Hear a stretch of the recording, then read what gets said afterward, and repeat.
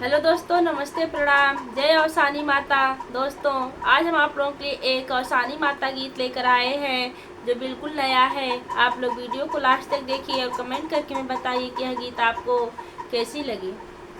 निबिया की शीतल छहिया औसानी माइया के जुड़ाइला हो। निबिया की शीतल छहिया औसानी माइया के जुड़ाइला हो।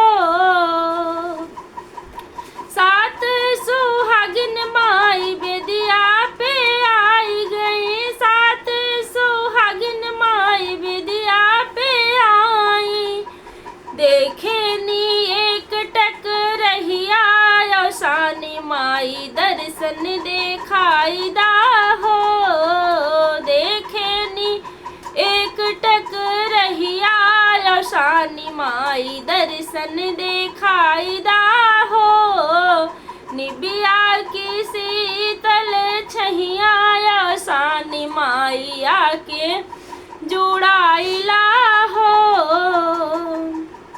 चनमा भुजाए माई बर्फी चढ़ाए। चनमा भुजाए माई बर्फी चढ़ाए। लैया के कुरवा लगाए औसानी माई भोगवाला गाई जा हो। लैया के कुरवा लगाए औसानी माई भोगवा लगाई जा हो।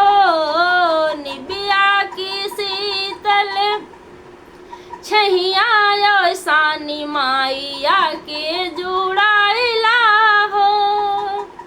चौका पुराए माई कलसा भराए। चौका पुराए माई कलसा भराए। घियना के दियना जलाए औसानी माई मनसा पुराई जा हो। घियना के दियना जलाए औसानी माई मनसा पुराई जा हो।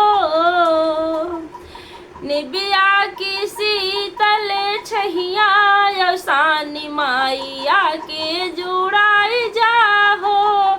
औसानी माइया के जुड़ा